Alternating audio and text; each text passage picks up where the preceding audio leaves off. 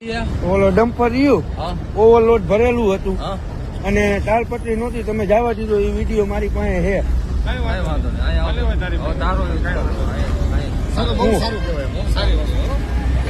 ઓલો ડમ્પર રહ્યું હમણાં ગયું અટતા ને મોબાઈલ નું અટતા,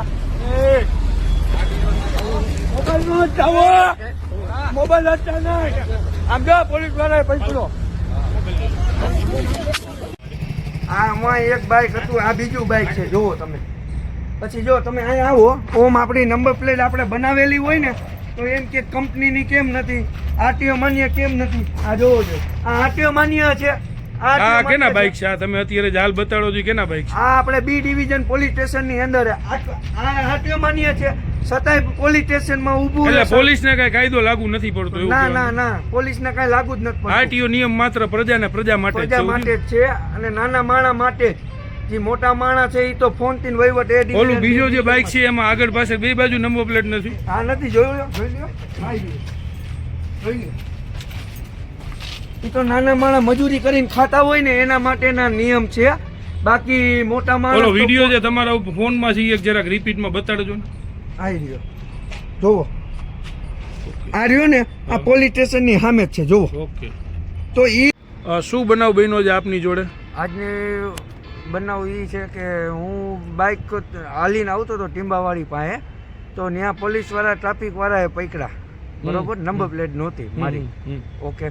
પછી ત્યારબાદ એક ખટારા વાળા ચાલક આવ્યા અને જે સાહેબ હતા ને, જે મારું બાઇક રિટર્ન કર્યું ને, એ સાહેબે ફોનમાં ખટારાવાળાના ડ્રાઈવર સાથે વાત કરી. કોની સાથે વાત કરી હોય એ ખ્યાલ નથી મને, પણ મેં વિડીયો રેકોર્ડ કર્યો તો. એ સાહેબે કીધું હાલો કાંઈ વાંધો નહીં, હું જવા દઉં. પછી મારા નજરની સામે એ ખટારો ત્યાંથી વયો ગયો. બરોબર.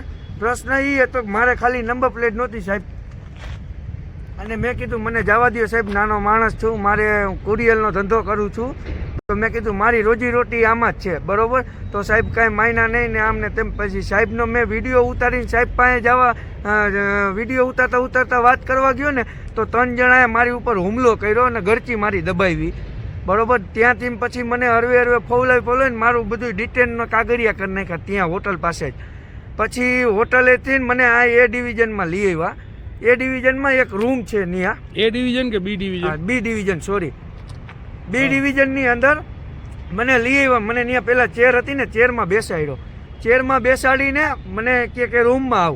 એટલે હું રૂમમાં ગયો અને સાહેબ મેં કંઈક પૂછતા હતા. મને કે મોબાઈલ બતાવ. મારી પાસે વિડીયો ઉતારેલા હતા એટલે મોબાઈલ હું ન દઉં. જો મોબાઈલ દઉં તો મારું પ્રૂફ, મારી સલામતી બધી વહી જાય એમ હતી. બરોબર. તો મેં ના પાડી. તો મને માઓ બહેનો માણી ગાળ દીધી સાહેબે.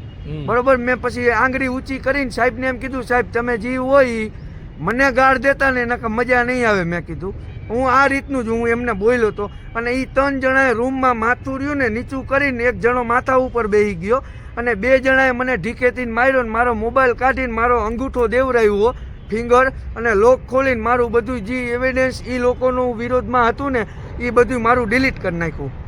એટલે મારે હવે ન્યાય જોઈ છે. એટલે હવે તમારે ફરિયાદ દાખલ કરવી છે એમ ને? ફરિયાદ દાખલ કરવી છે હવે.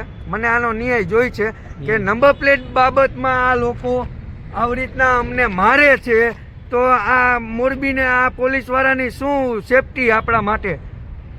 તે નંબર પ્લેટ વસ્તુમાં ન્યા મારે ગરચી પકડી લઈએ. મારો વાત તો શું હતો કે નંબર પ્લેટ નહોતી, તો નંબર પ્લેટ ન હોય શું એ બધે મજા આવે મારી લે? હાલ હવે તમારી ફરિયાદ લેવામાં નહીં આવે તો તમે શું પગલાં લેશો? હાલમાં પગલાં નહીં લેવામાં આવે તો એની આગળ વિડીયો માધ્યમ હું તમને કહેતો રહીશ. નંબર પ્લેટ ન હોય તો પોલીસવાળા મારી શકે છે, એ ડિટેન કરી શકે છે, નાના માણસને હેરાન કરી શકે છે. તો હું જ્યારે એ ડિવિઝનની અંદર આવ્યો ને, બી ડિવિઝનની અંદર જ્યારે હું આવ્યો ને, ત્યારે અહીંયા એક બાઇક પડ્યું હતું. આ પોલીસ સ્ટેશન લખેલું એની સામે અહીંયા બાઇક પડ્યું હતું. વિડીયો હું તમને